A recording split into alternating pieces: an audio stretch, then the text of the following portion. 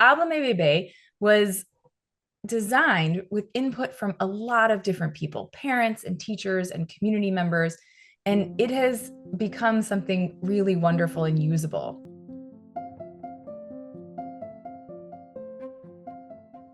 How can a research team ensure that their intervention aligns with families' lives, their cultural beliefs, and their values? Sometimes the initial vision for an intervention can evolve during its development.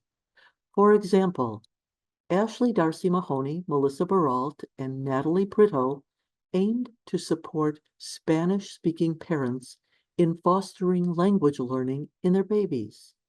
However, as they engaged with families during the intervention development process, they discovered a need for encouragement to use the home language with their children. Essentially, they reshaped Háblame Bebé by listening to families and co-creating the intervention, leveraging the family's strength of bilingualism, Principle 2, and diversifying their research team, Principle 7. Although different from their original idea, this approach prioritized equity and increased the likelihood of acceptance and usage among Spanish-speaking families, ultimately resulting in an intervention that in the long term would probably be more effective in promoting children's language development and producing better outcomes. Ashley, I'm so excited to be able to have this conversation with you about some of the work that you and Missy Baralt have been doing, Yes. Háblame Bebé. Maybe talk about some of the unique aspects of it first. Sure. Thanks so much for having me. Dr. Melissa Baralt and Dr. Natalie Brito and I embarked on creating something that we thought would be exciting for families, uh, with the help of a really lot of federal dollars aimed to make this free and downloadable for everyone. So Háblame Bebé, it's a free bilingual parent coaching app, and it supports Hispanic parents in promoting their child's bilingualism. It supports early brain development and monitoring developmental milestones, and really encourages sociolinguistic pride, or the pride of being Hispanic and speaking Spanish. I really think that one of the exciting things about Háblame Bebé, more than any of the other interventions that I can think of, is that it really embraced the principles of emphasizing family strengths right at its core. It wasn't an add-on, like we have this intervention and we have to make sure that we emphasize family strengths, but it was really a core aspect of what you're doing with this intervention. Yeah, we started this intervention back in 2016 when there was a challenge grant opportunity. And when we saw this opportunity to really focus on how bilingualism impacts child development, cognition, language learning, and how people can speak in their home language and really powerfully impact early child development, it was such a strength that we really felt compelled to create some technology that really enhanced and empowered parents' ability to speak in their home language to their child, to empower them to be proud of that, to dispel many of the myths around bilingualism. And what we learned along the way from talking and co creating with parents was that if we could foster this sociolinguistic pride, this breaking down myths and helping parents feel strong in their identity and in their ability to speak Spanish to their children, that parents were excited about the opportunities that they could really understand the benefits without a lot of noise from various people, health professionals and others, and telling people to stop speaking their home language to their child. And so it felt like an exciting opportunity to showcase parents as their child's best teacher, and the ability to really hone in on what that cultural and linguistic strengths for that family, or those dyads are for the mom, the baby, or the dad and the child. So do you think that this emphasis on family strengths came out of that co-creation? Absolutely. What we initially started with Háblame Bebé was what I would say is a translation of some of the work that we started with Talk With Me Baby.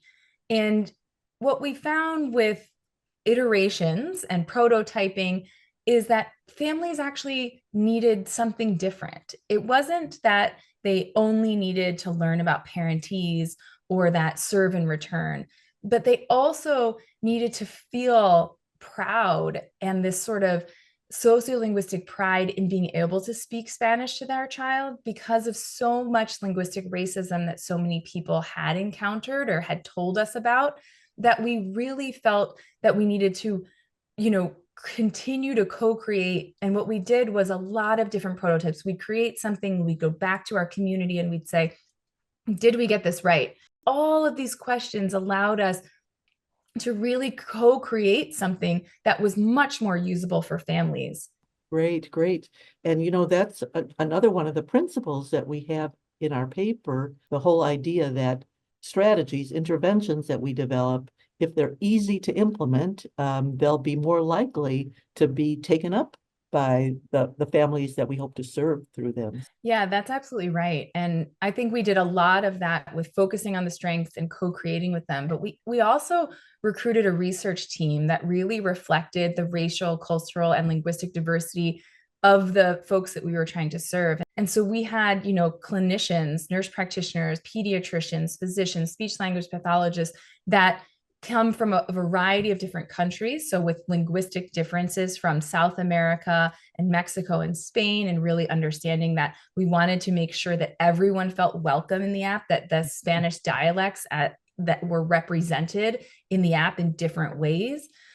We wanted to ensure that the research team that we had going out to the families' homes, going to Nurse Family Partnership, going to the libraries and the early childhood centers, were people that could also connect with families and that families could trust. So we had, a lot of first generation postdocs and research assistants that were able to really connect with families in ways that I think encouraged an open and respectful dialogue. But also just our ability to, I think, garner more information to make the app better was a lot of listening, but also a lot of really intentionally trying to ensure we had a research team that could connect with families. So I guess I have one more question, and that is, what we're ultimately trying to do is to advance equity in children's early language learning experiences. And I wonder if you can talk to that issue and how your intervention and how you've developed it really help advance equity in children's early language learning experience. The goal of the Háblame Bebé app is to make it free, downloadable, and accessible to anyone. And we know that in terms of smartphone users, Hispanic families, over 85% of them have a smartphone and use it and have access to the internet. And so the first step was having something accessible to families that they can use and they can use anytime that they want to. And I think that was one of our first steps is, can we ensure that they have all of the sort of health information on developmental milestones, all of the health information around how do we have really wonderful early childhood engagement with parents and family members to really have robust conversations with kids in ways that they could see and that felt like something that they would want to do, and really empowering families to keep using their home language, in this case Spanish, that it's never too late to start using Spanish, and that speaking in your home language allows children to have a much more rich and contextual vocabulary. And so we tried to showcase that again from an equity standpoint in something that was free and accessible and now scalable, putting it in places where they go, like WIC clinics, Nurse Family Partnership, libraries. So we're on our way. We're trying to ensure that this is something that we continue to grow.